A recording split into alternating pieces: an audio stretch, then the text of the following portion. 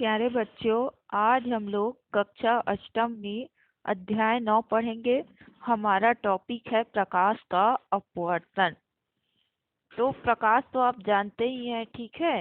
अब हम लोग अपवर्तन के बारे में देखेंगे। यहाँ पे इसका इंट्रोडक्शन दिया हुआ है।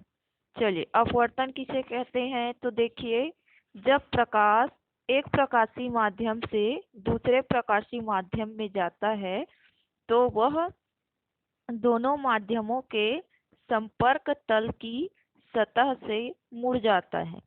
प्रकाश के इस तरह से मुड़ने की क्रिया क्या कहलाती है? अपवर्तन कहलाती है। आया समझ में?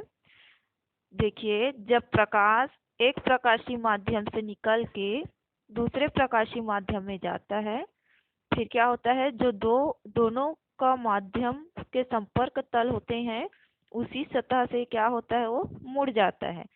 और प्रकाश के इस तरह से मुड़ने की क्रिया आपका कहलाता है अपवर्तन। यहाँ पे उसका बहुत सारा इंट्रोडक्शन दिया है, इसको आप लोग पढ़ लीजिएगा।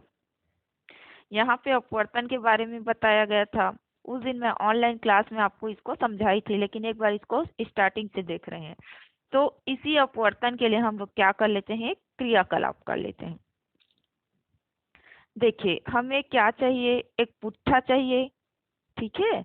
एक पुट्ठा, ये देखिए कांच का ग्लास, पानी जिस इसके अंदर डला हुआ है, पिन, इसको क्या बोलते हैं, पुट्ठा को छेद करने के लिए, और एक चम्मच दूध। कांच के गिलास में पानी को आधा लिया गया है। अब उसमें एक चम्मच दूध डाला गया है ताकि पानी जो है वो दूधिया हो जाए। अब पुट्ठे को पिन से एक छेद कर लेना है। अब किसी प्रकाश स्रोत के प्रकाश को पुट्ठे पर हम लोग को लाना है, इस प्रकार से व्यवस्थित लाना है कि उसमें बने जो छेद है उससे निकल के प्रकाश की किरण कहाँ पे जाए, ग्लास में पानी की सतह से टकराए। अब ग्लास को ऊपर से देखने पर दूधिया पानी में से गुजरती हुई प्रकाश की किरण हमें उसमें दिखाई देगी। तो देखिए, ग्लास से प्रकाश की किरण के पथ को ध्यान से आपको देखना है। फिर प्रकाश की किरण के पथ में आपको कुछ न कुछ परिवर्तन दिखाई देगा। जैसे कि देखिए, यहाँ पे क्या दिखाई देगा आपको, यहाँ पे आपको अपवर्तन की क्रिया होते हुए दिखाई देगी। कैसे दिखाई देगी?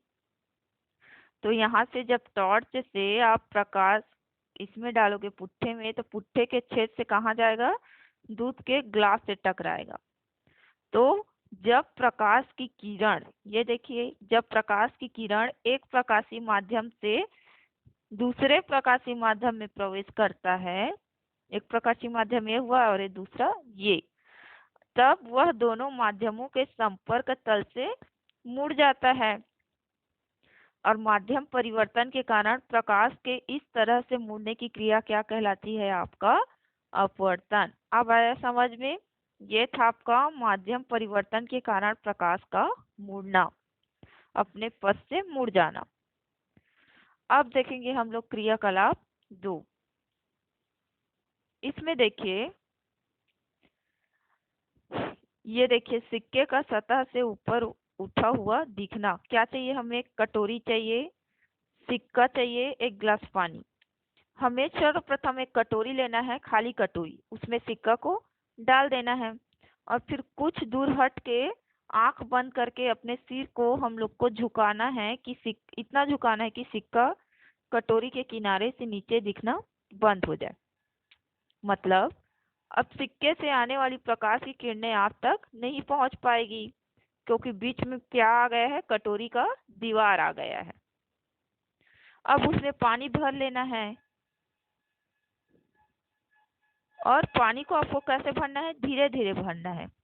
फिर सिक्का अपने स्थान से सरकने ना पाए, ध्यान रखना है आपको। आप भी अपनी जगह से ना हिले, जैसे हैं वैसे ही बैठे रहें। अब क्या सिक्का दिखने लगेगा? तो हाँ, सिक्का दिखने लगेगा। जैसे कि देखिए, अभी तक तो सिक्के से आने वाली प्रकाश किरणें को कटोरी की दीवार रोक रही थी, परंतु कटोरी में पानी डालने के बाद ऐसा क्या हो गया कि सिक्का आपको दिखने लगेगा? तो कारण ये है कि जैसे ही उसमें पानी डलेगा, प्रकाश के अपवर्तन के कारण सिक्के से चलने वाली प्रकाश की किरणें पानी डालते ही सिक्के से चलने वाली प्रकाश की किरणें पानी की सतह से मुड़कर मतलब विचलित होकर आपकी आंखों तक पहुंच गई और सिक्का दिखने लगेगा। प्रकाश की किरणों का संभव पथ आपको चित्र में बना के बताया गया है। तो देखिए, जैसे ही पानी डलेगा, सिक्के का जो प्रकाश है आपकी आंख तक पहुंच जाएगा और आंख तक पहुंचने के बाद हम उसको देख सकते हैं। तो ये कहलाता है आपके सिक्के की सतह से ऊपर उठा हुआ दिखना। अब समझ में आया? ये था आपका दूसरा प्रयोग। अब देखेंगे कांच के गुटके से प्रकाश का अपवर्तन।